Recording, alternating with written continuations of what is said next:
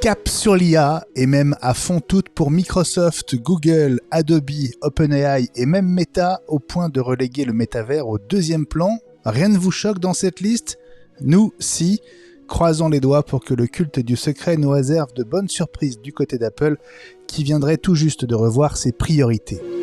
Risque-t-on de regretter l'abandon du Lightning et le passage à l'USB-C potentiellement dès la prochaine gamme iPhone 15 ? Entre débit et puissance de charge bridée, Apple nous réserve-t-elle une déception dont la marque à la pomme a le secret ? On va en discuter.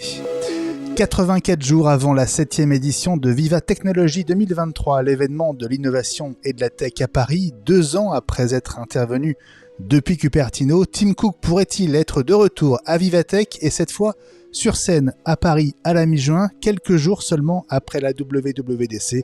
On a un début de réponse de première main.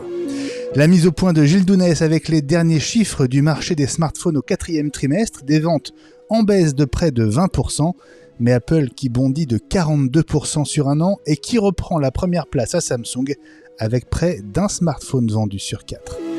Le retour du tuto audio, cette semaine Fabrice Neumann va nous expliquer comment profiter de l'intelligence artificielle du nouveau Bing et donc de ChatGPT sur Mac sans installer Edge. L'astuce se trouve dans le menu développement de Safari. Et puis le bonus exclusif pour notre communauté Patreon, rejoignez-la sur patreon.com/iweek. Cette semaine, les applis alternatives aux applis natives Apple qu'on utilise les uns et les autres. Et on a hâte de connaître les vôtres avec le hashtag iWeekLSA.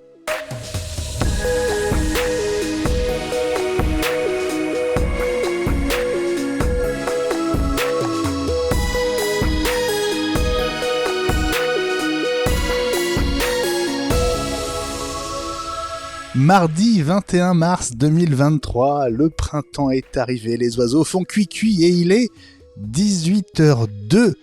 Bonjour, bonsoir à toutes et à tous, ici Benjamin Vincent, soyez les bienvenus chacune et chacun d'entre vous dans ce 129e numéro d'iWeek, la semaine Apple, le podcast de référence sur l'actu de l'écosystème Apple. Programme chargé et équipe au complet, ça c'est bon ça les amis, salut! Salut mon capitaine. Salut. Ah, ça me fait plaisir que vous soyez là tous les 4. Allez, petit tour de table. On fait un check ? Check, François Letruédic. Check Benjamin. Check, Elia Bitbol. Dîner prêt, mon commandant. Tant mieux. On a presque faim. Lèche. Check. Lèche quoi ? Lui, il a fait son travail, il a fait sa chronique. C'est ça, voilà. On n'insistera pas. Check Fabrice Neumann. Check mon capitaine. Et check Gilles Dounès. Voilà, check your beauty. Bon, aujourd'hui, on va causer USB-C, intelligence artificielle, Vivatech avec peut-être Tim Cook à Paris. Pour réagir à tous ces sujets, commenter, partager votre avis et vos infos. N'oubliez pas le hashtag iWeekLSA sur Twitter et sur Mastodon. Vous nous écoutez, vous êtes fidèles à iWeek, la semaine Apple. Chaque semaine, vous êtes très nombreux. Merci infiniment. Mais une partie d'entre vous n'êtes pas abonnés alors qu'il suffit d'un clic sur le bouton suivre et que c'est gratuit. Alors prenez 5 secondes, faites-le là tout de suite tant qu'on en parle et puis après on n'en parlera plus. Enfin, ça vaut aussi bien sûr pour la quotidienne iWeek, le podcast compagnon de la semaine Apple, 5 à 10 minutes par jour, du lundi au vendredi avec les 5 infos essentielles dans l'écosystème Apple. Un podcast gratuit lui aussi, et on vous le recommande. Un podcast que vous allez pouvoir retrouver en tant que tel sur YouTube, dans sa version vidéo. Oui, on parle bien de podcast vidéo sur YouTube, et en tant que podcast audio, dès que la fonction sera activée dans l'appli YouTube Music. Alors ce que je peux vous dire, c'est que depuis lundi, iWeek, la semaine Apple et la quotidienne iWeek font effectivement partie des premiers podcasts sur YouTube. On espère que ce nouveau canal vous permettra d'être encore plus nombreux à nous découvrir et à nous adopter. Allez, dans un instant, le sujet de la semaine à la machine à café, ChatGPT, l'intelligence artificielle, le branle-bas de combat partout, jusque chez Meta et chez Apple. Si je vous dis OpenAI, si je vous dis Microsoft, si je vous dis Google, si je vous dis Meta, et on va en reparler immédiatement. Si je vous dis Adobe, qui me jurait pourtant le contraire il y a encore quelques semaines, si je vous dis OpenAI et beaucoup d'autres, vous me répondez bien sûr IA, ChatGPT, Bard, intelligence artificielle générative, LLM et compagnie, mais pas Apple. Alors Tim Cook a-t-il raté le coche ou bien une surprise nous attend-elle et quand? On va en discuter. Ellie, je te vois faire non de la tête quand j'ai dit Tim Cook a raté le coche. Tu crois pas? Si, je le crains, hélas. Comme je vous l'avais dit déjà, je crains un retour de 1995 quand Apple avait brillamment raté l'arrivée d'Internet, enfin du web. Mais ça leur avait pris 2 ans pour rattraper le retard. Ils se sont bien rattrapés, mais il avait fallu le retour de Steve Jobs. Et là, je crains que des visionnaires, ils en ont pas vraiment caché quelque part dans une armoire. Allez, priorité à ceux qui font la tête. François. Non, quand tu dis le retour de Steve Jobs, si, reviendra peut-être avec une IA parce qu'ils mettront l'intelligence artificielle avec la voix de Steve Jobs, juste histoire de montrer qu'il est toujours là.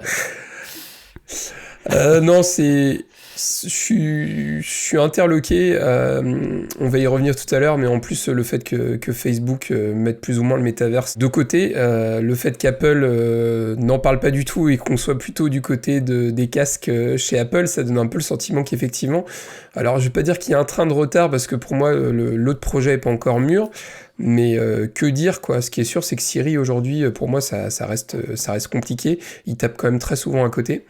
Donc je rejoins Ellie, un peu le sentiment que Apple est en train de rater le coche, sauf s'il y a quelque chose qui était l'arbre qui cache la forêt. Finalement, est-ce qu'on nous a pas mis de la poudre, on nous a masqué avec le casque, et puis au final, il y aura quelque chose d'annoncé à la WWDC de ce côté-là. Après tout, peut-être, on sait pas. Fabrice, est-ce qu'on est en train de s'inquiéter pour rien? Alors bon, ça, l'avenir le dira. Je pense que faut pas oublier que l'IA c'est un jeu à long terme quand même. Donc même si par exemple on va en reparler, Google qui met toute la vapeur pour essayer de rattraper un peu ce qui se passe avec OpenAI et avec Bing, mais c'est quand même pour l'instant une bagarre de com plus qu'autre chose, parce que la techno a beaucoup avancé, mais elle n'est pas entièrement sèche. C'est potentiellement une révolution plus grande que celle du web. Certains commentateurs commencent à dire ça, et ça va pas prendre 3 semaines quoi. Donc je suis pas trop inquiet non plus. Ça fait des années qu'on se marre en parlant de l'intelligence, et je mets des guillemets de Siri. Siri aurait besoin de beaucoup d'aide pour être un petit peu plus intelligent. Ça va venir, quoi. J'aime bien parler des briques que Apple met souvent en place, et donc dans les processeurs Apple, il y a les Neural Engines qui sont là pour ça, justement pour accélérer les calculs qui sont liés au moins en partie à l'intelligence artificielle, et donc il y a une brique de ce côté-là. Donc je pense quand même qu'Apple n'est pas totalement hors du jeu. Gilles, est-ce que tu as l'impression qu'Apple a vu venir ce qui est en train de se passer, ou que, comme la plupart d'entre nous, ils sont obligés de réagir un petit peu dans l'urgence? Pour répondre à ta question, j'en sais rien. Par contre, c'est ce qu'a dit soulevé Fabrice par rapport aux briques et au Neural Engine dans les processeurs Apple, ils font de gros progrès là-dedans. Pour moi, il y a un précédent, c'était non pas le web, mais la révolution de la musique numérique qu'ils ont totalement laissé passer, et c'était le visionnaire préféré d'Ellie qui était aux commandes, c'était Steve, et qui avait fait une focalisation sur la vidéo, et ils ont laissé passer la musique en se focalisant sur la vidéo, en développant le Firewire, et ils se sont rattrapés ensuite en rachetant de l'intelligence, justement, et rachetant une start-up, ce que n'a pas fait tout à fait Microsoft, mais ils n'ont pas développé en interne tout ce qui est ChatGPT. Donc il est possible que ils ont mis 10 milliards, 11 milliards dessus quand même, déjà. Ils ont mis des sous dans une start-up qui en est à son 3e tour de table. Et donc, il est possible qu'ils se rattrapent, ou qu'ils aient quelque chose en interne dont ils ne se vantent pas.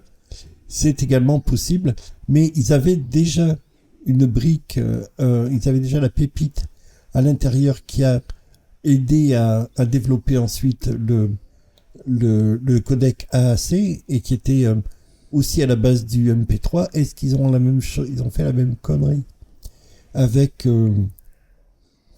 tout ce qui est Neural Engine en ayant une pépite dedans et qui n'ont pas su exploiter, je n'en sais rien. Alors, pas d'infos d'Apple, en tout cas jusqu'à maintenant. En revanche, du côté de chez Meta, il se passe quand même beaucoup de choses, parce que juste après avoir annoncé un deuxième plan de licenciement la semaine dernière, ce qui fait quand même 20 000 personnes déjà, Meta recentre sa stratégie sur l'IA au détriment du métaverse, qui est quand même énorme quand on sait que c'est quand même le concept qui a donné à Meta son nouveau nom. Et dans une lettre personnelle donc de Meta, Mark Zuckerberg a écrit que l'investissement le plus important du groupe porterait désormais sur l'intelligence artificielle, alors que le groupe justement a déjà investi plusieurs milliards de dollars dans ce métavers justement. Ce recentrage de Meta, c'est sans doute le plus impressionnant, parce que c'est du 180 degrés quasiment. Fabrice? Ouais, c'est intéressant. J'ai lu la lettre.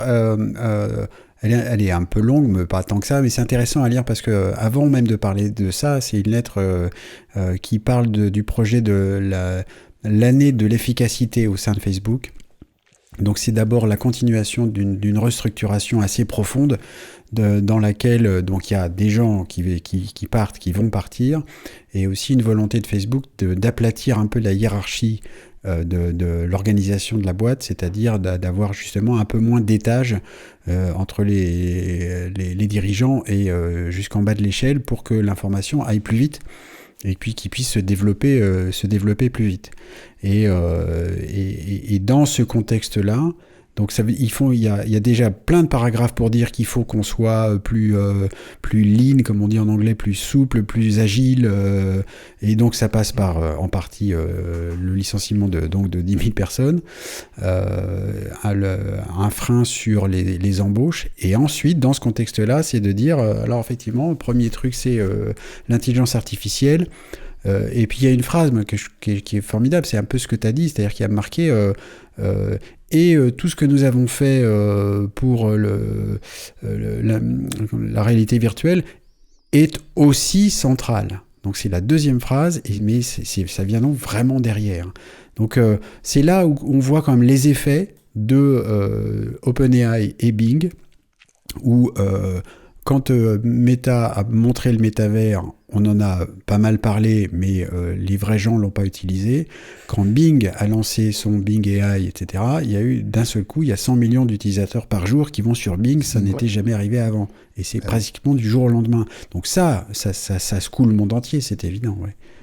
Alors, l'info du jour, c'est aussi que Google vient d'ouvrir l'accès anticipé à Bard, hein, donc on va dire son concurrent à ChatGPT. Donc une liste d'attente disponible si vous êtes au Royaume-Uni ou aux États-Unis sur bard.google.com. On peut pas encore y accéder depuis la France, hein, vous me le confirmez? Non, mais il y a toujours les VPN. Hein. Moi, je suis inscrit. Hein. Moi aussi. Petit malin. Bon, ça veut dire quand même que Google a bien compris l'urgence aussi, parce que qu'est-ce qu'ils ont pris cher au moment de cette fameuse conférence autour de Bard, dans laquelle ils n'ont absolument rien montré et sans donner le moindre accès pour qu'on puisse le tester. En fait, ils se sont fait prendre à leur propre piège, parce que rappelle-toi que c'est eux qui ont commencé à en parler en premier, et Microsoft qui a dû improviser un contre-feu, et en fait celui de Microsoft a parfaitement marché et celui de Google s'est raté. Donc bon. Alors je parlais de cette accélération, donc il y a la sortie de GPT-4 hein, qui date donc il y a exactement une semaine maintenant, hein, avec on va dire une puissance bien supérieure. On a eu dans la foulée, le lendemain, l'annonce de Office 365 Copilot de Microsoft. Donc en fait, c'est la suite Office dans laquelle ChatGPT vient intervenir à plein de niveaux pour grosso modo faire le boulot à votre place. C'est assez impressionnant que ce soit dans Excel, dans PowerPoint, dans... le prof que tu es, François, a fait waouh. Ouais, c'est les tests qu'ils ont pu montrer sur à partir d'un document Word, ils génèrent automatiquement un PowerPoint, c'est assez bluffant quoi. Après on rappellera que ça va être une option, ce sera pas inclus dans toutes les offres Office 365. Enfin Microsoft, je sais plus comment ils l'appellent maintenant parce qu'il faut plus dire Microsoft. Chacun mettra le nom qu'il veut derrière. C'est la fonction copilote, mais qui intégrée à Microsoft 365. À l'offre 365. C'est ça. Ceci, cela. Mais ça fait envie. C'est le cœur de la valeur. C'est pour ça que ils vont le faire payer et le faire payer cher par abonnement. C'est vraiment le truc qui, souvenez-vous, m'avait fait tilter. Ils avaient annoncé de l'utilisation dans la suite Office et cette utilisation de façon transversale et la raison d'être de ce type d'outils, au lieu de le faire vaguement sur le net et aller chercher des trucs à droite à gauche dans une masse de données incommensurables, on va chercher dans ses propres données et dans son propre tas d'informations mais qui est utile, et on va en tirer toute la valeur immédiatement. C'est ça c'est ce gain de productivité là qui fait que on n'a virtuellement plus besoin d'assistants, par exemple. Ellie ? Oui, juste une petite précision avant que tous nos auditeurs se jettent désespérément à la recherche de Office Copilot. Pour l'instant, il est en test dans une dizaine de sociétés partenaires de Microsoft, même si la démo qu'ils ont fait est très intéressante, tout simplement parce que là, ils ne peuvent pas se rater. Là, on parle business, on parle de gens qui vont utiliser Excel, comme a dit François, pour générer ensuite une présentation. Donc là, on parle business et il faut que le truc soit complètement prêt. Autant avec Bing, on s'amuse un peu, on découvre, etc. Autant sur la partie Office, c'est du business, c'est de l'argent. Et donc là, ils vont le faire. Ça va arriver, ils ont dit dans quelques semaines. Mais je pense que là, ils prennent un peu le temps de le fignoler. Fabrice ? Oui, Elie a raison, et puis il faut aussi ajouter la différence entre ce qu'on fait avec Bing quand on fait une recherche sur Internet et l'usage de l'intelligence artificielle, qu'il s'agisse de ChatGPT, de Bing ou dans Microsoft 365 ou les autres, où on demande à l'intelligence artificielle de travailler sur un corpus de données très restreint qui peut être le sien. C'est la même différence qu'il y a entre poser une question ouverte à Bing et lui demander de faire un résumé de texte, ou à ChatGPT. À ChatGPT qui fait un résumé de texte qu'on lui donne à manger, ou on lui demande de faire le résumé d'un livre qui existe, à ce moment-là, il va être vraiment très très bon, donc que ce soit ChatGPT ou Bing ou les autres, parce que le moteur de compréhension de langue est très bon pour faire un résumé. En revanche, dès que la question est un peu ouverte, on peut avoir des résultats un peu parfois surprenants. Donc Microsoft fait des tests, ils ont raison de s'assurer mais si c'est pour se restreindre aux données de l'entreprise, par exemple, ce sera très bon forcément parce que ça l'est déjà. C'est une question de qualité des sources. Mais il y a en plus la créativité, puisque Ellie le soulignait, on peut lui demander de créer des commandes et des macros Excel, par exemple. Oui, on peut lui demander de faire une appli SwiftUI pour iPhone, directement même. On en a parlé dans la quotidienne. Alors, c'est une grosse journée d'annonces sur le sujet, je vous le disais, puisque il y a quelques instants, c'était en début d'après-midi, heure de Londres, Adobe a annoncé sa propre IA générative. Elle s'appelle Firefly. Ouais, c'est un nouvel ensemble de modèles qui vont être intégrés notamment dans le Creative Cloud, donc c'est toutes les applis Adobe les plus connus, Photoshop, Premiere, etc. Et ce qui est assez savoureux, c'est que j'ai dîné avec l'équipe d'Adobe France il y a quelques semaines. C'était vraiment il y a pas très longtemps. Et quand je leur ai posé la question, parce que on était déjà dans le buzz ChatGPT, ils m'ont dit qu'effectivement le sujet les intéressait, mais que voilà, eux restaient concentrés sur le travail des créatifs et donc des humains, hein, c'est comme ça que je l'entendais, et que voilà, il y avait déjà de l'IA dans leur logiciel, ce qui est vrai, hein, ça s'appelle Sensei depuis plusieurs années chez Adobe, et c'est déjà assez spectaculaire, notamment pour faire des détourages, etc. Ça marche très très bien. Mais là, ils passent eux aussi à une autre étape, hein, avec donc Firefly, qui a été annoncé et dévoilé ce mardi à Londres, si je ne me trompe pas, lors d'un événement qui s'appelle l'Adobe Summit. Voilà, donc côté Apple, je sens pas une inquiétude massive de votre côté. Peut-être que c'est peut-être chez toi, Ellie, qu'elle est la plus importante. Hein. Oui, parce que franchement, c'est une société que je connais bien, hein, et même s'ils sont très secrets, là, je ne vois pas les prémices d'un début de quelque chose. Alors, ils peuvent nous faire une annonce qui va nous mettre tous par terre à la WWDC, mais avec tous les leakers professionnels que nous fréquentons et que nous lisons tous les jours, il n'y a aucun début bon, ni chez Marc, ni chez Minchi, quoi. Ah, c'est pas vrai. On a lu au moins deux bruits de couloir disant qu'Apple revoyait ses priorités. Oui, revoir ses priorités et sortir un produit même en bêta, il y a quand même 2 à 5 ans, hein.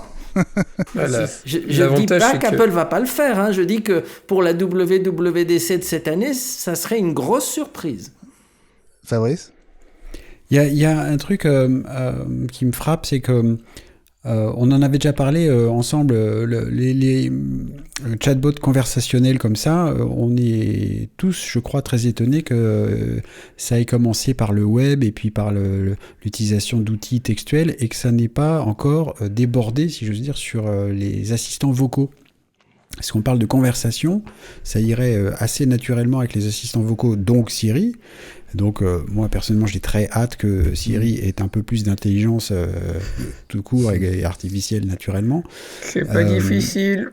Alors c'est pas difficile justement, mais donc t'injectes du chat GPT ou de l'équivalent dedans, il y en a plein, hein, des entreprises dans le monde qui font ça, donc qui pourraient être injectées dedans, parce qu'aujourd'hui finalement Siri n'est pas une intelligence artificielle, c'est des arbres de décision, mais c'est pas ce qu'on est en train de voir à côté.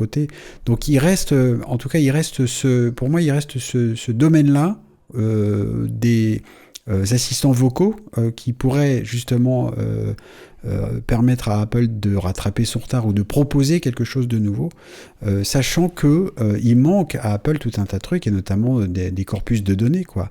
Et il y a quelques années, on se demandait si Apple n'avait pas intérêt à racheter un moteur de recherche pour avoir ça, ce qu'ils n'ont pas fait.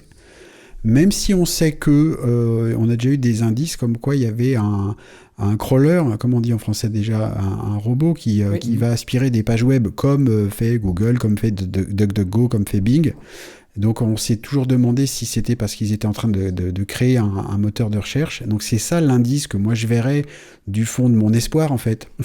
Que en fait Apple est en train de se préparer à quelque chose et d'avoir les données nécessaires pour créer une intelligence artificielle, peut-être pour la donner à Siri, tant qu'à faire. Il y a un truc aussi, une des rumeurs dont parlait Benjamin, concernait justement l'injection d'une dose d'intelligence artificielle dans Siri, ce qui peut expliquer également le retard pris sur les évolutions de la bête, on va dire, dans la mesure où si on travaille en parallèle sur quelque chose de plus gros, on laisse passer, on laisse un peu tomber ce qui est de l'ordre de la routine et de l'amélioration incrémentielle. Ce sont mes deux sens, mais pour répondre de façon plus générale à Benjamin, la peur n'évite pas le danger, petit padawan. Ellie, tu voulais aussi dire un mot sur Siri. Oui, et sur les assistants personnels, parce qu'en fait, on en a parlé dans la quotidienne. Le problème de Siri, c'est justement la conception de sa base de données, qui repose sur un fichier où ils ont mis en vrac l'ensemble des mots-clés, des réponses, etc. Donc, on ne peut pas transformer Siri en un système de style ChatGPT ou dans un système de réponse générative. Il faudrait reprendre à zéro. Et c'est peut-être ce que disait Gilles. Peut-être que Siri n'évolue pas parce qu'il travaille en parallèle sur autre chose. Ça serait le seul espoir. Parce que faire évoluer Siri, c'est quasiment mission impossible. Il faut vraiment réécrire. Bon, bah écoutez, on va suivre évidemment l'actu autour de l'IA dans les jours et les semaines qui viennent, notamment jusqu'à la WWDC. C'est peut-être un des espaces où on pourrait avoir une surprise. Je dis pas une bonne surprise, mais en tout cas une surprise de la part d'Apple. Allez, on marque une pause et on se retrouve dans un instant pour parler justement d'un événement qui aura lieu au mois de juin. C'est pas la WWDC, c'est Vivatech à Paris. La 7e édition de Viva Technology aura lieu à Paris du 14 au 17 juin prochain, porte de Versailles. Vivatech, dont la création remonte à 2016, c'est l'événement le plus important en Europe dans le domaine de la tech, de l'innovation et des startups. 4 jours, dont le samedi réservé au grand public pour voir plusieurs premières mondiales, des produits vraiment assez cool. Je pense notamment à cette moto drone ou à ce masque de ski qui intègre de la réalité augmentée. Alors il y a 2 ans, vous vous en souvenez, Tim Cook était intervenu en visioconférence depuis l'Apple Park. On était alors en pleine pandémie, c'était à moins de 24 heures d'écart avec Mark Zuckerberg justement. Et en ayant Tim Cook en tête, j'ai profité de la conférence de presse de présentation de Vivatech 2023, c'était mardi matin, à la Tour Eiffel, pour poser la question à Maurice Lévy, co-organisateur et président de Publicis. Je lui ai demandé, à la lumière des dernières nouvelles dont on vient de parler en provenance de chez Meta, si ce n'est pas justement l'année pour proposer à Mark Zuckerberg de revenir à Vivatech, alors que Meta est dans un moment pas si évident. Écoutez sa réponse. Un moment intéressant. Et Tim Cook, alors, vous l'avez eu à distance, maintenant il faut le faire venir à Paris. Mais vous avez tout mon agenda. Vous avez tout mon agenda. Effectivement, il n'y a pas de raison que Marc ne revienne pas. Est-ce que ce sera cette année ou l'année prochaine et il n'y a pas de raison que Tim ne vienne pas. D'autant plus qu'il aime beaucoup et Paris et Vivatech. Et donc, on y travaille. Mais il y a d'autres personnages aussi très intéressants. Satya Nadella, le CEO de Microsoft, qui a fait une transformation extraordinaire de Microsoft. Et il y a encore bien d'autres personnages que j'espère bien avoir à Vivatech, si ce n'est cette année, l'année prochaine. Voilà, Mark Zuckerberg et Tim Cook. J'ai percé à jour les 2 objectifs de Maurice Lévy. Bon, en filigrane, qu'est-ce que vous avez entendu? Qu'est-ce que vous avez compris, Ellie? Qu'il tutoie tout le monde, donc il a un très bon carnet d'adresses, ce monsieur. C'est ça. Ouais, quoi, Tim, moi, je l'ai eu au téléphone hier, on a pris l'apéro, ouais, aucun souci, il va peut-être passer, ça fait vraiment ce ton-là, je trouve, mais... Et Satya, enfin, n'oublie pas Satya. Ah, excuse-moi, mais évidemment. Mais c'est très anglo-saxon tout ça. Hein. C'est comme pendant l'appel des financiers, là, même les journalistes économiques, ils appellent Tim et puis comment s'appelle Jeff Williams, etc. Tout ça, c'est anglo-saxon probablement. Ça fait bizarre en français, cela dit, effectivement. Ouais. Même Steve m'avait appelé Gilles par mail. C'est vrai. Ben voilà. C'est vrai, c'est pas une blague. Hein. C'est pas une blague. Je t'avais envoyé la capture du mail. Il n'avait pas répondu à ma question pour autant, hein, mais... Ah bah non. Très anglo-saxon, quoi. Alors en tout cas, est-ce que vous croyez à l'éventualité que Tim Cook soit à Paris au mois de juin? Écoute, c'est pas Fabrice impossible. dit non de la tête. Ouais. Moi, je dis que c'est pas impossible pour 2 raisons. D'abord, parce qu'il aime bien Vivatech, qu'il aime bien Paris, qu'il y a certainement des startups à voir. Et ensuite, que le quartier général d'Apple Europe il est prêt et j'ai vu des photos. Je ne sais pas s'il est officiellement inauguré, mais en tout cas, il est prêt et qu'il faut bien que Tim vienne voir son quartier général. Donc, Mais là, on parle de Londres. oui, non, mais qu'il vienne en Europe. Et s'il est en Europe, il peut être à Paris. S'il va à Londres et en Allemagne et qu'il bypasse Vivatech, alors là, je pense qu'il ne se tutoie plus. Hein. C'est sûr. Bon, on parle d'une WDC qui aurait lieu la semaine du 5-6 juin. Ça veut dire que pour être à Vivatech le 14, il viendrait quasiment dans la foulée s'il faisait ça. Ouais. Bon, si Bon, c'est il a un jet planifié. privé, non? Oui, ça c'est pas un problème, oui, effectivement. Oui. Je pense que c'est On c'est peut pas un s'arranger. problème. Alors, en ce qui concerne les superstars de ce Vivatech 2023, il reste 11 semaines et on en saura plus sur le programme et les noms dans les 84 jours qui restent. Parmi les premières annonces, alors Werner Vogels, le directeur technique d'Amazon, à l'origine de la création d'AWS, vous savez, Amazon Web Services, Dan Schulman, le président et CEO de PayPal, Pascal Gauthier, le CEO de Ledger, pour parler crypto-monnaie, Eva Gouvens, la CEO de Fairphone, donc une marque de smartphone assez intéressante, ou encore Michael Evans, le directeur et président d'Alibaba. Voilà, on mentionne même pas la patronne d'Orange, hein, Christelle Edman. Orange fait partie des super sponsors de Vivatech, donc ils ont un créneau, je pense, tous les ans assuré pour les keynotes. Voilà, on voulait juste faire cette petite parenthèse parce qu'on a évoqué donc une éventuelle présence de Tim Cook avec Maurice Lévy à Vivatech au mois de juin. On se retrouve dans une poignée de secondes pour revenir sur une des rumeurs qui vise la rentrée de septembre, les enjeux de la transition vers l'USB-C sur les iPhone 15. À tout de suite.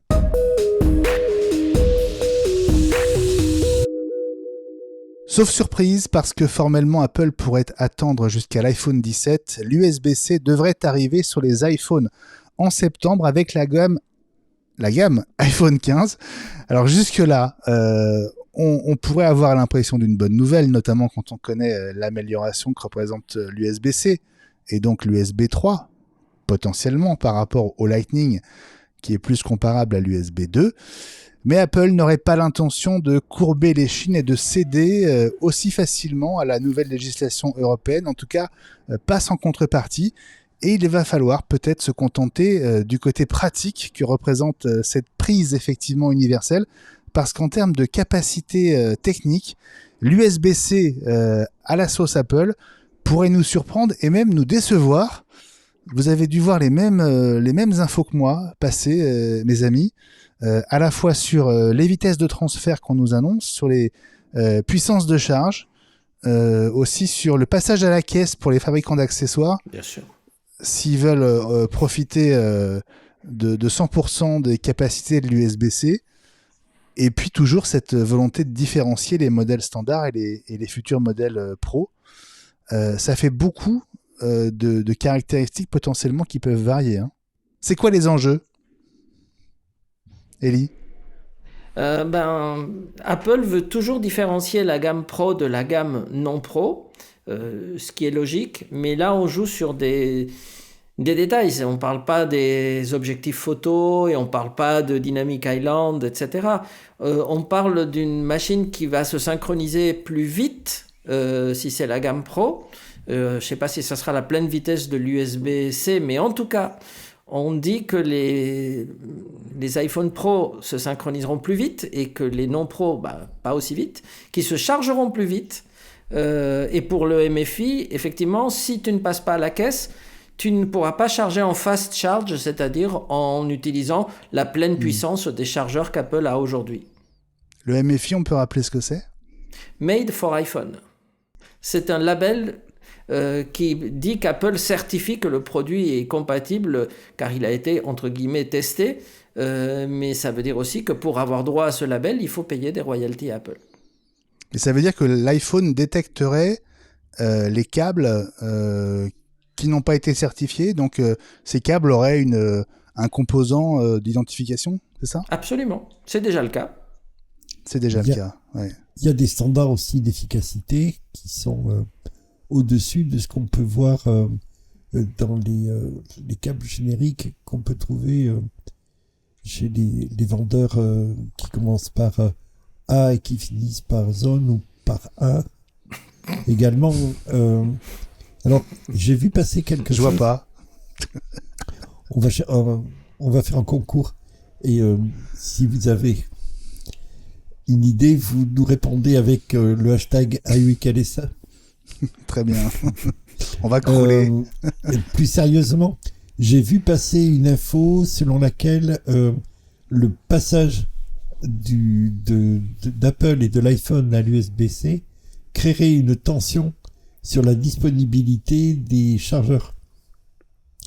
Oui. Et donc, des chargeurs USB-C. Donc, on peut se demander également si cette hiérarchie qui peut être provisoire, hein, comme le Dynamic Island, n'est pas une question simplement de disponibilité de composants. Je suis désolé les gars, je parle encore de composants.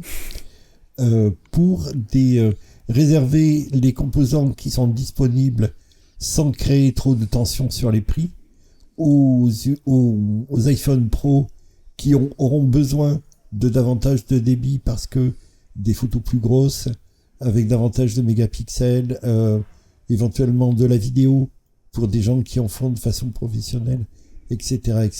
Et puis éventuellement flatter l'ego de ceux qui peuvent se l'offrir. Alors c'est marrant, mais François a pas l'air du tout convaincu par l'hypothèse. Ah, je sais pas, on verra. Je suis généralement toujours d'accord avec les analyses de Gilles. Mais je sais pas trop le côté MFI. Moi, je trouve ça plutôt pertinent parce qu'au moins ça t'assure que tu as quelque chose de fiable, de satisfaisant. Combien de fois on a vu des câbles chinois, surtout du côté des blocs d'Alim pour les Mac. Je sais pas si vous voyez ce que je veux dire. Moi, combien de fois j'ai vu des étudiants avec tu le pèses, tu vois qu'il pèse 30 grammes. Donc moi, par principe, je trouve ça plutôt pertinent de la part d'Apple qu'effectivement y ait le label MFI. Mais après, voilà, Apple prend sa quote-part, c'est Apple, quoi. Ouais, mais la volonté de brider la puissance sur les câbles non MFI, est-ce que c'est un enjeu de sécurité ou est-ce que c'est juste un enjeu marketing commercial pour réserver d'abord la plus grande puissance à ceux qui prennent les modèles haut de gamme et puis aussi inciter les fabricants d'accessoires à passer à la caisse. Les deux, mon capitaine. Je peux me permettre de vous donner un exemple juste vite fait par rapport à ces câbles. J'ai un support de charge à induction qui est pas MFI et qui est pas MagSafe. L'autre nuit, je me suis réveillé dans la nuit, j'ai voulu regarder l'heure et j'ai touché mon téléphone et en fait mon iPhone était brûlant, mais quand je vous dis brûlant, je l'ai rarement vu aussi chaud et je sais pas pourquoi, je pense que le chargeur a dû merder et a envoyé trop de puissance. Et l'iPhone était en sécu, c'est-à-dire qu'il mettait le message de la température, le truc que tu vois quand il est en plein soleil l'été à 45 degrés, quoi. Et je l'ai sorti, en fait, je l'ai débranché direct, il était sur son chargeur depuis le début de la nuit, il lui restait plus que 50% de batterie.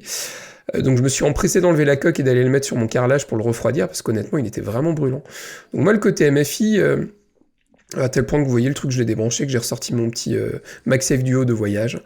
Je sais que c'est du bon matériel, mais sur le côté protection de la charge et compagnie, oui, j'ai tendance à croire que c'est pas uniquement une volonté pécuniaire. Par contre, limiter les débits de transfert de données, là, faut pas pousser, quoi. Honnêtement. Faut pas pousser. Le seul intérêt que je vois, la seule légitimité, ce serait de se dire d'être sûr que le câble, ce soit pas une contrefaçon avec une petite puce qui récupère les données au passage. C'est la seule raison, je trouve, qui pourrait être pertinente de ce côté-là. Mais effectivement, si c'est juste vendre pour vendre, je trouve ça dommage. Ouais, Fabrice, tu vois une légitimité à brider au moins la vitesse de transfert sur la charge. On peut dire que c'est un enjeu de sécurité. Oui, tout à fait. Alors, il me semble que pour le bridage du transfert, c'est vraiment là au niveau de l'iPhone, c'est-à-dire les iPhones non Pro seraient en standard USB 2 et les iPhones Pro en USB 3 ou 3.1 ou 3.2. Ça me permet de souligner d'ailleurs quand même que le véritable problème de l'USB, c'est d'abord que c'est une jungle incompréhensible. Je vais remarquer ça dans la quotidienne. Le U de USB, c'est U universel, et on n'a jamais vu un truc universel qui soit autant cassé en petits morceaux. C'est incompréhensible. Parce qu'on parle d'USB-C, sachant que l'USB-C, c'est la forme physique de la prise, qui peut ensuite faire transiter de l'USB 2, de l'USB 3, de l'USB 3.1, 3.2, high speed, super speed, extra speed, machin speed. Et, enfin, c'est incompréhensible, sans parler du fait que le Thunderbolt a la même forme et que ça dépend des fois. Un câble Thunderbolt, ça va pas marcher avec l'USB et inversement. Enfin, c'est donc ils nous ont cassé, globalement, comment dirais-je, le monde de la tech. Ils nous ont cassé l'USB, en fait, et la promesse de l'USB-C, notamment, qui devait être universelle. Et ça, je trouve ça affreux. Et du coup, Apple en remet une couche un peu avec ces histoires, si ça s'avère. Hein, rappelons quand même qu'il s'agit de rumeurs, mais si en plus l'iPhone 15 non Pro reste en vitesse USB 2, c'est comme dit François, là c'est nul, quoi, parce que c'est pas de l'entrée de gamme quand même. L'iPhone 15, ça va coûter 1000 balles, hein, rappelons. Donc c'est pas, c'est quand même fou, quoi. Donc je rejoins tout le monde un peu sur les chargeurs. C'est vrai que les chargeurs c'est important. Le flux d'énergie pour éviter que ça chauffe, que ça pète, que ça gonfle, c'est important, notamment pour protéger son iPhone à 1000 balles ou plus. Pour les histoires de transfert de données, c'est un peu dommage. Voilà. J'utilise très peu de cas pour faire le transfert de données, mais c'est mesquin, en tout cas, si c'est le cas. Alors, je croyais que la charge devait être identique, quel que soit le smartphone en USB-C, selon la directive européenne. Non, je crois pas. Non ? Vous n'avez pas vu ça ? Je crois pas, non. Tu sais, c'est des députés, hein, ils ont pas été jusque-là. Non, les Européens sont très adeptes des mathématiques de base. Je vous renvoie à ce concept qui s'appelle le plus petit dénominateur commun. Donc, à partir du moment où c'est de l'USB, tout va bien. Ils sont pas rapides, c'est pas grave. Il faut juste que ça se branche. USB-C, voilà. Alors, j'ai une autre question. Est-ce que vous êtes sûr que ça va arriver dès l'iPhone 15 ? Parce que la législation européenne, elle entre en vigueur à l'automne 2024. Et tous les smartphones qui ont été lancés avant cette date pourront continuer à être vendus. Ça veut dire que potentiellement l'iPhone 16 pourrait encore être en Lightning et être vendu jusqu'à 2025. Et donc l'USB-C pourrait n'arriver qu'avec l'iPhone 17. Pourquoi est-ce qu'Apple y passerait dès l'iPhone 15 ? C'est histoire de dire qu'ils n'ont pas mis le couteau sous la gorge et que c'est eux qui ont décidé. Moi, je vais faire une réponse à l'agile. C'est une histoire de composants. Et je m'explique. C'est-à-dire que le passage à l'USB-C dans les gammes d'Apple est très surprenant. C'est-à-dire qu'il y a de l'USB-C et uniquement de l'USB-C sur les MacBooks depuis 5 ou 6 ans. Ça, c'était trop tôt. Tellement trop tôt qu'on a bien vu sur les iMac, ils ont laissé de l'USB-A. Sur le Mac Mini aussi, y compris le Mac Mini avec processeur M2. Donc, en gros, ils ont bien vu qu'il y avait toujours une demande pour de l'USB-A pour certains périphériques. Ensuite, il y a la gamme iPad. Les iPad Pro sont passés à l'USB-C. Et puis, petit à petit, les autres aussi. Il ne reste plus que l'iPad 9 d'entrée de gamme qui est de l'année précédente, qui est toujours avec le Lightning. Sinon l'iPad 10 le mal né là est quand même à l'USB-C, avec d'ailleurs des vitesses de transfert d'USB 2, rappelons-le, justement, ça existe déjà. Donc il reste plus que l'iPhone. Donc il y a un moment ils vont peut-être aussi, pour des histoires de composants, c'est-à-dire de fabrication, prendre quand même la décision, bon allez, on est bon, on est prêt, virons le Lightning qu'on ne fabrique plus et que faisons-le maintenant, quoi. C'est pour ça que je penche pour que l'iPhone 15 soit USB-C. T'as oublié le pencil de première génération aussi. Ouais, c'est vrai. C'est exact. Alors du coup, qui est toujours vendu, mais bon, il y a des adaptateurs, c'est pas grave. Non, mais vous êtes tous d'accord vous êtes tous d'accord sur le passage à l'USB-C sur la gamme iPhone 15 ? Oui, parce que ça simplifie en fait la fabrication. Rappelez-vous, Jeff Williams, Tim Cook. Si on passe tout en USB-C, on rationalise. C'est pas la peine d'avoir des lignes de produits qu'il faut fabriquer, stocker, etc. Donc oui, je suis certain, quasiment, je peux me tromper, que l'iPhone 15 sera USB-C. Je suis ravi d'avoir convaincu Fabrice quand même. Merci les amis pour ce tour d'horizon des possibilités autour de l'USB-C potentiellement. À partir de la gamme iPhone 15, on marque une pause et on se retrouve avec Gilles Dounès pour sa mise au point de la semaine. La mise au point de la semaine avec toi Gilles, on va revenir sur les derniers chiffres du marché des smartphones, des chiffres qui concernent le 4e trimestre. Et tu voulais profiter de cette nouvelle livraison pour irriguer notre réflexion. Oui, voilà un superbe lancement, Benjamin. Félicitations. Que tu as écrit. Escroc. Il est fort. Effectivement, le cabinet Counterpoint a publié un état des lieux du marché du smartphone pour l'année 2022, ainsi que le dernier trimestre, celui de Noël. Et on apprend plein de choses. D'abord, sur ce fameux trimestre de Noël, globalement, le marché dévisse littéralement puisqu'il a réduit de 19%, tu l'as dit en introduction, par rapport au trimestre équivalent de 2021. Il s'est vendu pratiquement 4 téléphones au lieu de 5 l'année précédente. Et pour l'année 2022 tout entière, il y a une baisse de 12% avec à peine 1,2 milliard de téléphones vendus. Alors, il y a des gagnants et des perdants, évidemment. Ah, je te reconnais bien là. Effectivement, il y a des surprises dans le haut du tableau, comme on dit dans le journal des sports. Samsung perd 16% par rapport au trimestre de Noël 2021 et même 9% par rapport à celui de septembre. Alors même qu'en toute logique, ils auraient dû progresser.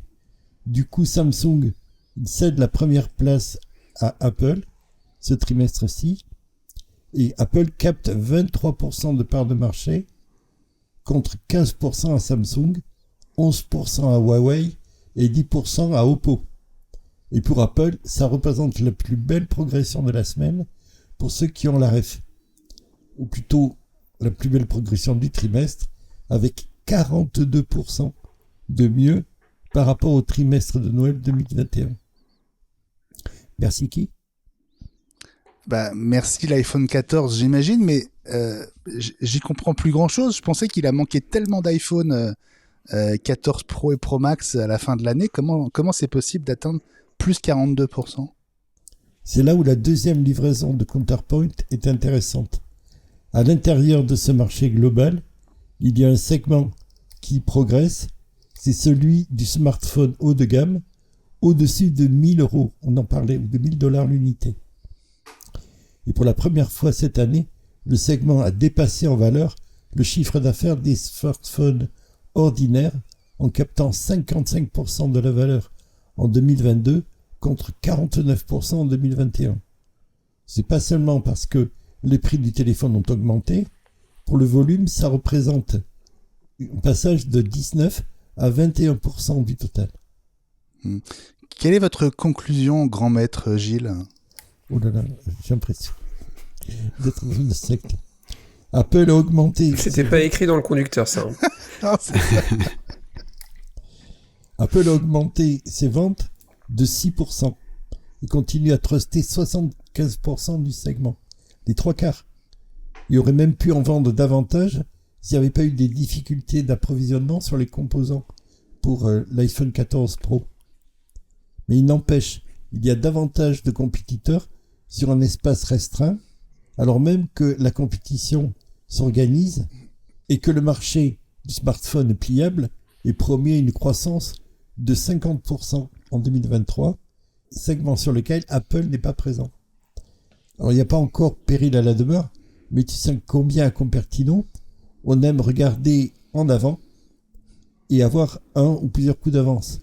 Je pense pas que ça soit par hasard que Tim Cook et Jeff Williams pressent les feux pour présenter la vision d'Apple pour le casque et les lunettes, histoire d'avoir quelque chose à montrer et de pouvoir occuper un peu la galerie en attendant que les choses soient vraiment prêtes et qu'on ait quelque chose à proposer aux clients et à mettre sur les étagères.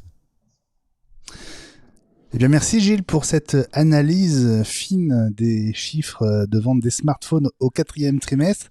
Je te propose de mettre ta serviette, faire un petit nœud derrière et de te glisser les pieds sous la table. Dans un instant, Ellie ouvre les portes de son restaurant. C'est l'heure du dîner. Il y a du banana split?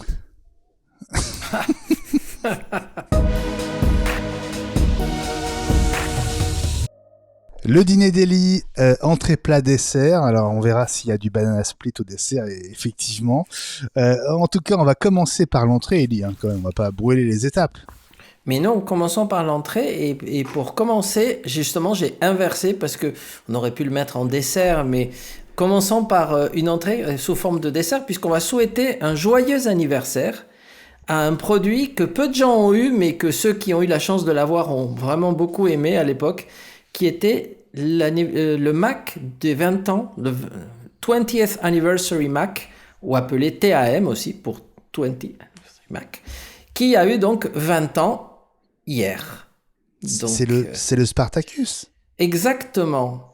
Ce Spartacus qui avait démarré, c'était toute une histoire, il avait été présenté à Cannes, en fait, quasiment en même temps que le festival, dans un hôtel qui avait été loué et qui donc des vedettes étaient venues le voir et qui ensuite avait été disponible. Et quand vous aviez la chance d'en commander un, ça coûtait pas loin de 80 000 francs de l'époque.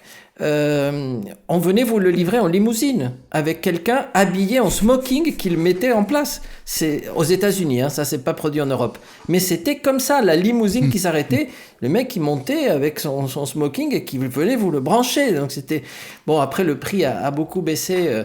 Et ils en ont produit quand même pas énormément. C'était le premier design de Jony Ive.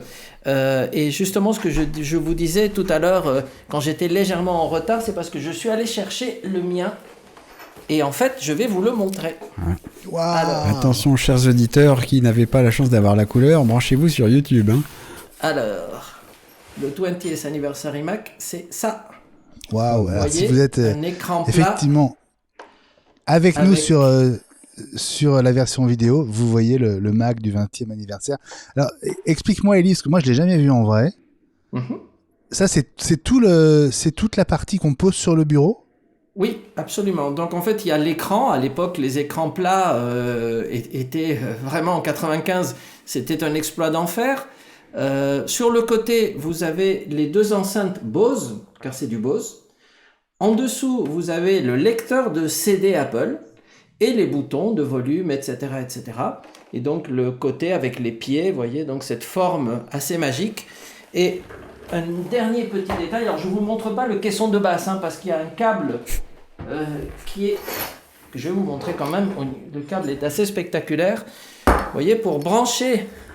Oh. Donc vous voyez, c'est pas la prise de tous les jours. Hein. On l'a jamais vu nulle part ailleurs, on celui-là. dirait le truc du X-Wing dans Star Wars. Voilà, donc ça, Exactement. C'est gros comme ça. Ça permet de relier donc le 20th Anniversary Mac à son caisson de base qui en même temps fait la lime, car sinon il n'est pas alimenté. Et le dernier composant, c'est en fait un clavier. Regardez. Clavier dessiné par Jony Ive. En fait, ici, vous avez les repose-mains qui sont faits en cuir italien. C'est une exclusivité de l'époque. Ah ouais. Et un trackpad qui en plus est amovible. Regardez. Pas magique ça? Et à l'époque, évidemment, tout ça se connectait, pour ceux qui s'en rappellent, avec les merveilleux connecteurs Apple. Les ports ADB. Voilà. Exactement. En fait, c'était un clavier de Mac portable, quoi. Oui. En fait, c'était un portable mis verticalement. La carte mère est une carte mère de portable, etc. Ouais. Donc, c'est une machine, elle marche encore. Hein. Évidemment, elle n'est pas super rapide, mais elle fait un très joli son au démarrage. Et simplement le fait de l'avoir, aujourd'hui, je ne sais même pas quel prix ça a sur le marché, surtout s'il n'avait pas été déballé. Le mien, il est déballé, je m'en suis servi. En plus, je lui avais rajouté un processeur par une carte fille qui permettait d'accélérer la vitesse. Donc, il est un peu modifié par rapport à l'original. Mais Apple l'avait prévu, puisque dans la boîte, il y avait le boîtier d'expansion qui permettait de placer une carte à l'intérieur. Voilà, donc ça c'était mon dessert. Et alors attends, juste les conditions dans lesquelles toi tu l'as récupéré ou acquis ce Mac. Alors c'était très particulier et j'ai la chance d'avoir parmi mes meilleurs amis quelqu'un qui était à l'époque vice-président d'Apple et en particulier vice-président en charge des finances de l'Europe, donc Georges Guyon de Chemilly, que je salue au passage s'il nous écoute, et qui lui me l'avait fait obtenir directement à la source. Donc j'avais pu l'acheter, c'était une commande spéciale faite par la Finance Europe Apple. À la source, c'est-à-dire qu'en fait, moi je ne pouvais pas le commander, c'est-à-dire que lui il a commandé pour moi. Ah oui. Donc une commande interne Apple. Il y en a combien des Mac comme celui-là? Il y en a eu quelques milliers, pas beaucoup. Très très peu à l'échelle d'un produit Apple. Hein. Et alors, ça valait 80 000 francs à l'époque, tu disais? Oui. Et ça vaut combien aujourd'hui? Je sais pas. J'ai fait une recherche sur eBay, j'en vois un. On va imaginer que c'est une vraie annonce avec plein de photos, etc. Dans les cartons, un peu comme disait Elie tout à l'heure. Je me méfie de tes annonces. 577 €. Je me méfie de tes annonces, maintenant. Ben oui, vu ce qu'on a raconté dans la quotidienne, c'est clair. Mais le Spartacus 33 000 €, ah oui. De Elie, il doit valoir nettement plus. 33 000 €, Elie, c'est un bon placement. Hein. Ah, écoute, oui, parce que moi, je ne l'ai pas payé 80 000 francs. Hein. Moi, j'ai eu droit au prix d'achat de quelqu'un qui travaille chez Apple à un haut niveau. Donc, lui, il a vraiment acheté pour lui. Hein. Donc... Bon, c'est une belle machine. En tout cas, merci de nous avoir fait partager voilà, ces images comme ça en live. C'était trop, trop bien. Est-ce qu'on passe au plat ou tu as encore besoin de temps pour nous parler du Spartacus? Alors, on passe au plat de résistance, Elie. Oui. Et là, c'est un carton rouge. Oui, absolument. Parce qu'on en a parlé dans toute la première partie de l'émission. C'est un carton rouge parce que je crains, j'espère que je ne me trompe pas, qu'Apple soit en train de nous faire ce que j'ai appelé une métaversite, c'est-à-dire un désir fou d'imiter le métaverse et de nous faire une Zuckerberg V2, parce que, bon, tout ça évidemment a une explication. Puisque notre ami Mark Gurman nous explique dans sa dernière note que le HomePod avec écran a été repoussé d'au moins un an, vous avez tous lu ça, et l'explication qu'il a eue en interne, c'est parce que Apple a, entre guillemets, suspendu tous les projets non essentiels pour réaffecter toutes les ressources en interne sur la partie casque, au pluriel, hein, casque de réalité donc mixte ou virtuelle, ou en tout cas pas sur les lunettes, hélas. Et donc, je comprends que Tim veuille sortir ce casque.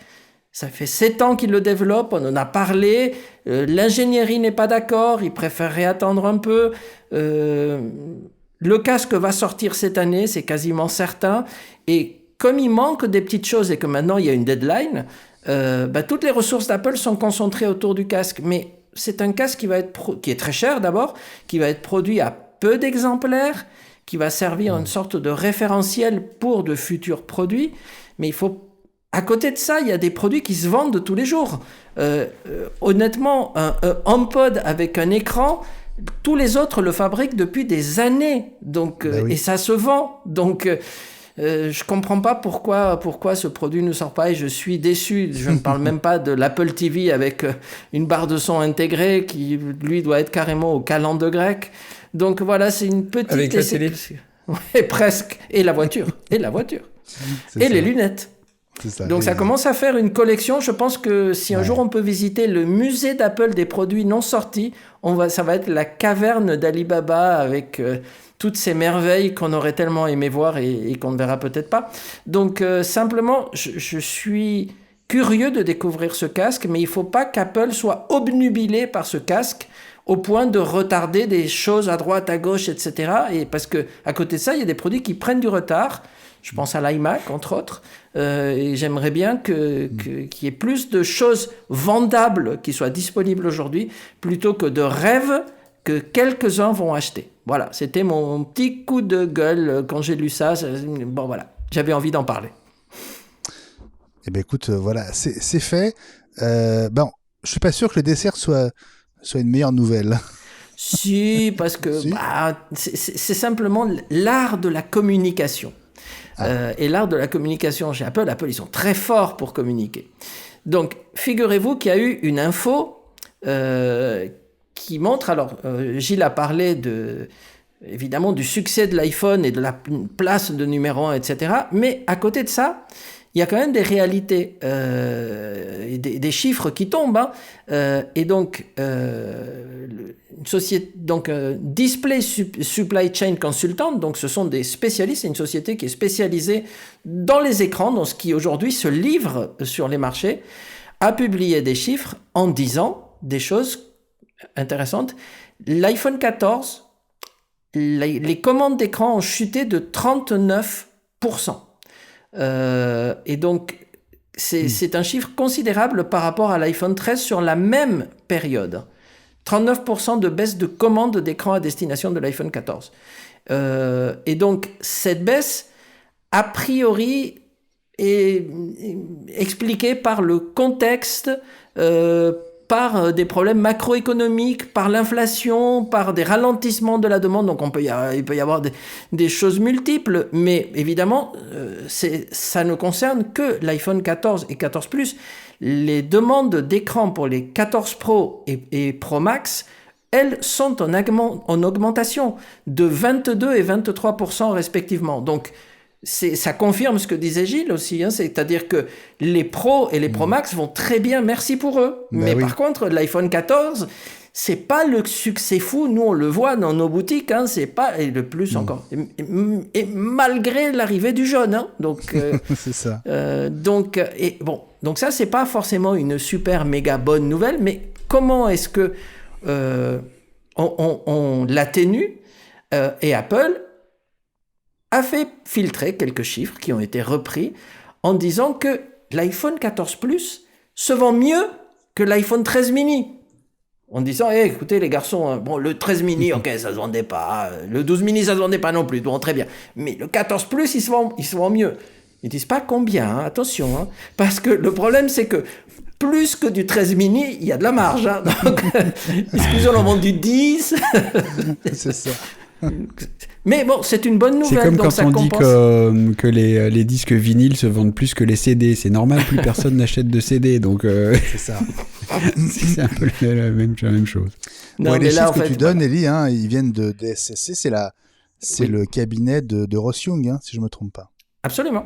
Yes. Donc It c'est is. quelqu'un d'assez sérieux sur le sujet. Mais je ne me permettrai pas de donner des mauvaises informations lors d'un dîner, parce que sinon, Non. je peux me faire attaquer pour empoisonnement à la C'est fake ça. news et tout. Non. Ne jouons pas avec ça. Bon, un petit Voilà. apéro, un petit digestif ou c'est bon? Non, c'est bon, c'était juste pour dire qu'avec une bonne nouvelle, on ne parle plus de la mauvaise. Et ben voilà. Et ben voilà, on termine sur une bonne note. Tu sais, le dessert, c'est le plus important parce que c'est le plat sur lequel on quitte le restaurant. Donc, Exactement, c'est très tu important. as fait bonne impression au moins à la fin. Je te félicite, Elie. Tu gardes tes 3 étoiles. Merci. J'avais failli dire que c'était pas l'iPhone 14 qui se vendait mal, mais l'iPhone 14 Pro qui se vendait super bien. Et j'ai eu peur de me faire écharper. Merci, Elie. Ouais, d'accord. Bon, merci Elie pour ce dîner. On va faire un petit tour par le tuto audio avec Fabrice pour une fois. Et on va reparler intelligence artificielle, cette fois sur votre Mac. À tout de suite. Le tuto audio, pour une fois, Fabrice, j'ai le plaisir de te passer la main. Qu'est-ce que tu vas nous apprendre à faire aujourd'hui ? Je voulais vous rappeler une petite fonction qui peut être bien utile avec Safari, parce qu'un des problèmes avec Safari, c'est que c'est un super navigateur internet qui de temps en temps trébuche sur certains sites web, et on ne peut pas utiliser certains sites web avec, et donc c'est pour ça qu'éventuellement on a l'habitude d'installer un autre navigateur internet sur son Mac, pour aller sur des sites qui ne marcheraient pas bien sur Safari. Et puis, il y a aussi autre chose, c'est que, donc c'est en lien effectivement avec l'intelligence artificielle et Bing notamment, c'est que Maintenant, le mode conversationnel en intelligence artificielle de Bing est actif pour tout le monde, est accessible à tout le monde, avec 2 conditions. C'est-à-dire qu'il n'y a plus de liste d'attente, comme on l'a évoqué pour Bard de Google tout à l'heure, où là il y en a une, pour Bing il n'y en a plus. Mais il reste quand même 2 conditions. Il faut avoir un compte Microsoft qui est gratuit, donc on peut se le créer. Et puis il faut télécharger et utiliser le navigateur de Microsoft qui s'appelle Edge. Et c'est ennuyeux si on ne le fait que pour ça. Sauf que, donc, je vous invite à aller dans votre navigateur Safari, d'ouvrir les réglages de Safari avec soit le raccourci clavier commande virgule ou via le menu Safari. Ensuite, d'aller dans l'onglet avancé des réglages et cocher tout en bas. Attends. Avancé, c'est où tu dis ? En direct. La case grue. C'est l'onglet en haut à droite, le dernier onglet. Ouais. Ça s'appelle Avancer. Mais j'ai pas, moi, et avancé. tout en bas de... Vous n'avez pas ça, vous ? Mais si, Dans quoi ? mais si. Dans les réglages de Safari. Ah, dans les réglages, dans les préférences. Mais oui. Alors, nous y voilà déjà. Donc, tu n'es pas sur Ventura. Non. Voilà, donc c'est intéressant parce que rappelons que les préférences système du Mac s'appellent maintenant avec Ventura Réglage système et c'est pareil pour les applications. Donc il faut aller dans les préférences d'une application, ici Safari, quand on est avant Ventura ou dans Ventura, ça s'appelle Réglage. Yes. C'est la même chose, mais ils ont changé le nom. C'est ça. Donc maintenant, que vous soyez dans l'un ou l'autre, vous faites réglage ou préférence de Safari, de l'application Safari, Ouais. et dans la fenêtre qui s'affiche, des préférences ou des réglages, tout à droite, il y a l'onglet Avancé. Yes. Ouais. Et tout en bas de cette petite fenêtre, il y a affiché le menu développement dans la barre de menu. Oui, Ouais. moi c'est fait cocher depuis des années, ça. Et bah bien sûr, mais pour ceux qui ne l'auraient pas fait, Elie, tu comprends, il faut forcément expliquer tout ça. Ce qui se passe, c'est que donc il y a un nouvel item qui s'est ajouté à la barre de menu de l'application Safari. Chez moi, c'est entre le menu signet et le menu fenêtre. Yes. Et si vous déroulez ce menu développement, alors il est très long, il y a plein de trucs, on va se concentrer juste sur une seule chose. Pour moi, c'est la deuxième ligne et ça s'appelle agent d'utilisateur. Oui. Et donc, dans cet agent d'utilisateur, en fait, on peut demander à Safari de se faire passer pour un autre navigateur. Et c'est là le secret. C'est-à-dire que si vous allez sur Bing et que vous lancez une recherche, sur le moteur de recherche Bing, il y a un petit onglet en haut où on peut demander, on peut cliquer sur conversation pour lancer le mode conversationnel. Si vous êtes dans Safari, il va vous dire « Ah, c'est pas possible, vous n'êtes pas sur Edge ».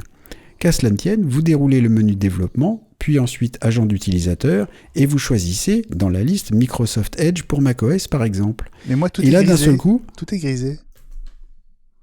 Ah, Agent d'utilisateur, tout est voilà. grisé, je peux pas changer. Voilà autre chose. Ah, Je ouais. pense qu'il faut peut-être que tu redémarres ton Safari au moins, pour voir. Bah, mais j'avais Parce que le déjà menu le menu, développement, je l'avais ça déjà. s'active. Je l'avais déjà. D'accord. Donc, attends, je vais le refaire. Et les camarades, si vous l'avez Ok. fait, c'est grisé aussi ? Non, moi ça marche. Ça marche très Ah bien. non, c'est Agent bon là, d'utilisateur, effectivement, c'est bon. Ah ouais, t'as raison. Ah, tu m'as fait peur. Tu m'as fait peur. Et donc voilà, donc quand vous faites ça, du coup, le mode conversation de Bing qui demande Edge, eh ben, il va être content parce qu'il va avoir l'impression qu'il est dans Edge. Voilà. Et donc, si on veut juste tester le mode conversation de Bing, on n'est pas obligé d'installer Edge de Microsoft complètement. Sachant que, alors, les petites restrictions, c'est que si on ferme Safari, qu'on le relance, bah, ce réglage va disparaître, donc il va en gros falloir le faire à chaque fois qu'on veut utiliser le mode conversation. Donc, si vous comptez utiliser Bing et notamment ce mode de conversation tout le temps, installez donc Edge, c'est très bien, ça fonctionne. Mais si c'est juste pour tester une fois ou deux, puisque maintenant c'est ouvert à tout le monde, pas de problème, on peut le faire dans Safari grâce à cette petite astuce. Il est Super. où ton menu conversation là? Je le vois pas dans cette fenêtre. J'ai l'habitude de le faire dans Edge, mais je le vois. Ah, conversation. Ah bah Oh, après, pardon. Oui, conversation, c'est bon. Oui, excuse-moi. Ah, c'est bon. C'est bon. Non, mais pas de problème. Donc, c'est pour ceux qui n'auraient pas trouvé comme Ellie, c'est on est dans Bing et c'est dans un petit lien en haut de la page web du moteur de recherche Bing. Super. Et juste, c'est quoi le désavantage d'installer Edge ? C'est juste que si on n'en a pas besoin, pourquoi installer un logiciel supplémentaire? Ça permet de tester. C'est pour éviter d'installer un truc si c'est juste pour tester 3 questions, voilà. Ah ouais. Après c'est toujours pareil, c'est-à-dire que ça peut aussi, si on a déjà un autre navigateur, si on a déjà Firefox ou Brave ou Opera, tout ce qu'on veut, Edge n'est pas nécessaire, hein, du coup n'est pas utile, quoi. Et puis peut-être que c'est pour faire un petit pied de nez aussi à Microsoft, parce que pourquoi on serait obligé d'utiliser leur navigateur, puisque visiblement ça marche ailleurs.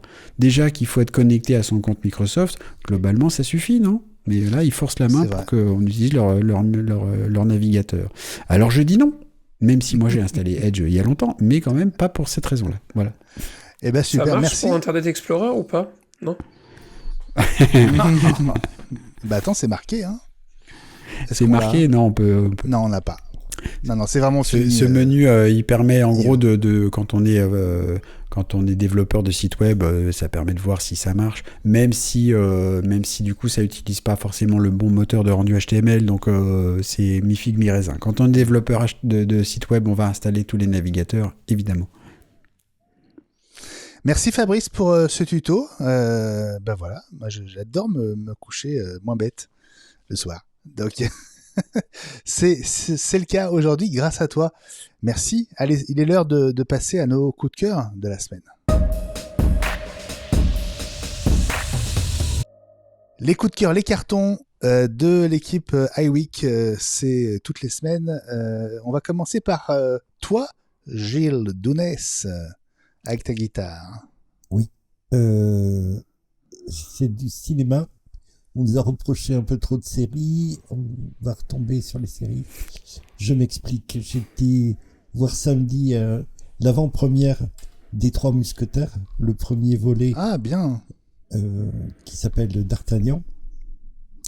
Et on était en présence... Avec Vincent Cassel, François Civil. C'est ça. Romain Duris, Pio Marmaille et Eva Green. Sympa. Ouais. Et il y avait Martin Bourboulon, le réalisateur, qui était sur place, et puis François Civil et Pio Marmaille, et qui arrivait juste de Tarbes. Il faisait la tournée. Je suppose qu'en partant, il y avait 2 salles, et puis en partant de Pau, ils ont été à Bayonne. Et ils ont expliqué que c'est Pio Marmaille qui racontait que ils avaient à Tarbes, ils avaient mis un cheval sur scène. C'est vachement sympa, hein, puisque il y a une tradition équestre à Tarbes. Il y a toujours les dragons là-bas, et le cheval s'était pris d'une envie de pisser et avait déversé quelque chose comme 6 litres d'urine sur la moquette de l'estrade. Si. Et c'était... On est loin. Sinon, le film était comment? C'est un bon film, oui. Alors, l'autre truc qui a été dit par le... Et bon appétit, puisqu'on sort de table. Non, plutôt c'est l'heure de l'apéritif. C'est ça. Et donc, Martin Bourboulon racontait que il voulait prouver que les Français également pouvaient faire des films d'action, faire retenir leur souffle aux spectateurs. Et le problème, c'est que on est un petit peu dans quelque chose qui louche beaucoup du côté de Netflix dans l'esthétique, et qui prend beaucoup de liberté avec le roman. Et alors, il est clair qu'il y a une bonne vingtaine ou une trentaine d'adaptations cinématographiques et télévisuelles qui ont été faites pêle-mêle, mais là, ils ont pris beaucoup de liberté avec le roman. Il y a des choses qui ont été piquées à une autre série de romans de KPDP qui s'appelle Gilles, on va peut-être aller à l'essentiel. Et donc, l'idée... C'est un coup de cœur ou un carton? C'est entre les deux. Tu as 1 minute en tout, je te rappelle. Hors urine de cheval. Et donc, il y a Il y a une petite deadline. Si vous avez moins de 35 ans et que vous n'avez pas lu le roman, vous allez adorer, je pense. Il y avait une petite jeune qui était là, super. Je sais pas si c'était François Civil ou le film qui l'avait enthousiasmé comme ça, mais sinon, vous passerez un moment agréable, mais je pense pas que ça vous révolutionne l'expérience ou la mémoire cinématographique. Voilà. D'accord. Donc carton ou coup de cœur? On est entre les deux. Super. Allez-y Merci. par curiosité. Tout ça Carton pour orange. ça. C'est ça. Carton orange. C'est ça. Bon. Merci Gilles. Hein. On Dès t'en que prie. tu vois un cheval, tu reviens. Hein. Prends pas Bon, le rodin. qui veut la main pour c'est ça. Qui veut la main pour le prochain carton ou coup de cœur? Allez François. 2 mots. Ted Lasso. Ah, Vous l'avez regardé ou pas? pas Pas encore. encore. Pas encore. Je ne vais pas vous spoiler, mais c'était vraiment, vraiment très bien et un grand plaisir de retrouver tous les personnages. Voilà, top, hâte de voir la suite et c'est vraiment une très très belle série. Donc c'est l'épisode 1 de la saison 3 seulement, hein, c'est ça? C'est ça, tout à fait. Comme à l'habitude à la sauce Apple, ça arrivera chaque semaine, comme le feuilleton que nous pouvions regarder à l'époque sur la télévision, sans la pub. D'accord.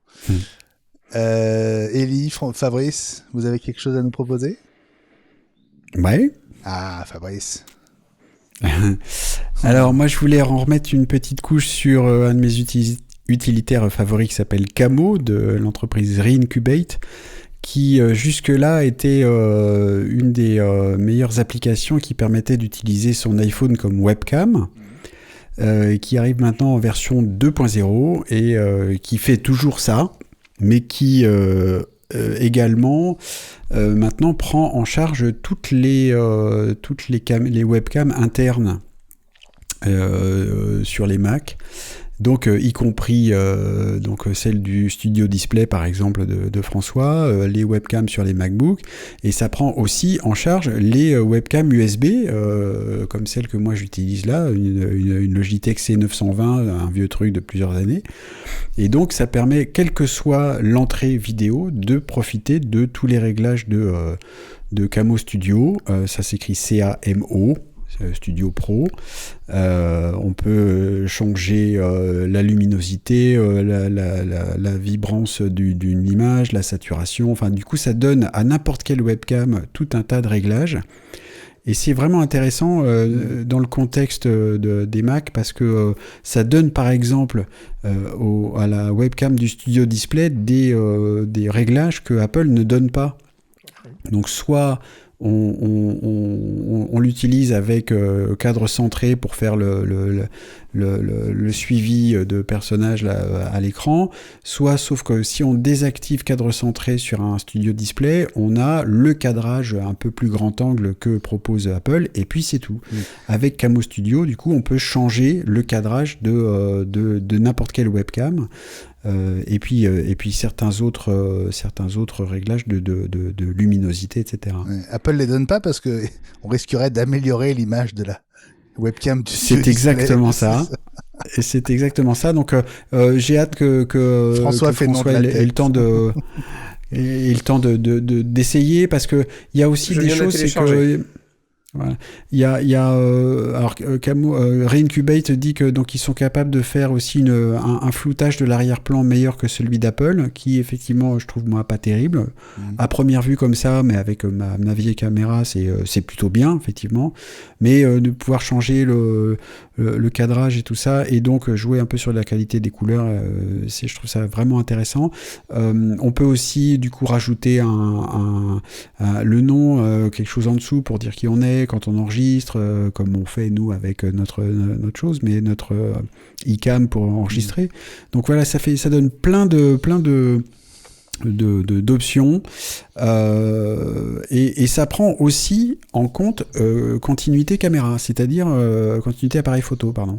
Donc si on utilise son iPhone comme webcam directement avec la techno d'Apple, Camo va le voir et donnera donc à ça des nouvelles fonctions que Apple, pareil, ne propose pas. Et on peut en plus installer sur l'iPhone l'application Camo, l'application compagnon, qui donnera encore plus d'options pour gérer son iPhone comme webcam. Voilà. Donc c'est vachement bien. Ça se trouve sur le site web de Reincubate, donc REINCUBATE. On peut l'utiliser, on peut l'essayer gratuitement, et puis ensuite ça coûte un peu d'argent, ça coûte quelques dizaines d'euros. Il y a un abonnement par an, c'est 50 ou 60 euros par an, ou un peu plus si on veut une licence perpétuelle. Je trouve que ça les vaut parce que c'est vraiment très, très efficace. Mais même la version gratuite permet de faire plein de choses. Ça limite par exemple la résolution. On peut aller en pleine résolution avec la version payante, sinon on est limité à 720p en version gratuite. C'est déjà pas mal en fait, parce que quand on fait de la visio, des fois 720p ça suffit. Et même la version gratuite permet d'enlever le petit watermark où il y a marqué la marque de Reincubate. Donc même en version gratuite, on peut vraiment faire déjà plein de choses. Voilà, Camo Studio 2.0 de Reincubate. Eh bien, merci Fabrice pour ce coup de cœur. Bon, la semaine prochaine, on revient à 1 minute chacun maximum. Hein. Attention, hein. Je sortirai le fouet sinon. Par contre, une petite info de fin d'émission, puisque j'ai testé évidemment sur Safari Bing, puisque j'ai fait la manip jusqu'au bout, et je lui ai posé la question, connais-tu le podcast iWeek ? Et alors je vous donne la réponse quand même. Hein. Il me dit oui, je connais le podcast iWeek. C'est un podcast indépendant qui traite de l'actualité de l'écosystème Apple. Il existe en version audio et vidéo et il est diffusé chaque semaine sur les principales plateformes de podcast. Pas beau ça, l'intelligence artificielle ? Pas mal. Worldwide, très connu. bien. Connu worldwide. Magnifique.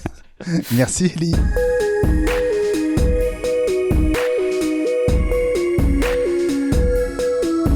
Merci à toi, épisode 129. Tu as bien rempli ta mission et nous, on espère que vous vous êtes régalés comme nous. Rendez-vous avec la version vidéo sans pub et en avant-première sur patreon.com/iWeek et à partir de dimanche sur YouTube. Merci de votre fidélité, de votre soutien. Si vous ne faites pas encore partie de la communauté Patreon, rejoignez-la, vous nous aiderez à continuer l'aventure iWeek. Sur patreon.com/iWeek, vous retrouverez aussi le bonus exclusif en audio et en vidéo qu'on va enregistrer dans un instant. Il est consacré cette semaine aux applis alternatives aux applis Apple qu'on utilise les uns et les autres. #iWeekLSA pour partager les applis que vous utilisez et vos meilleures combines avec nous. On se retrouve en milieu de semaine prochaine pour l'épisode 130. D'ici là, je vous salue les amis. Salut Fabrice. Salut au capitaine, salut à tous. Tu es toujours sur ton site web ? Toujours sur mon site web, je suis assis dessus, oui, t'as raison. pro-fusion-conseil.fr. Merci à toi, le mentor en technologie. Salut Gilles. Salut son capitaine et bonsoir tout le monde. Salut Elie, le maître du Spartacus. Bonsoir tout le monde, à la semaine prochaine. Et salut François, l'homme aux 2 studios display. Que répondre à ça ? À très bientôt, mes chers amis. À très bientôt, cher François.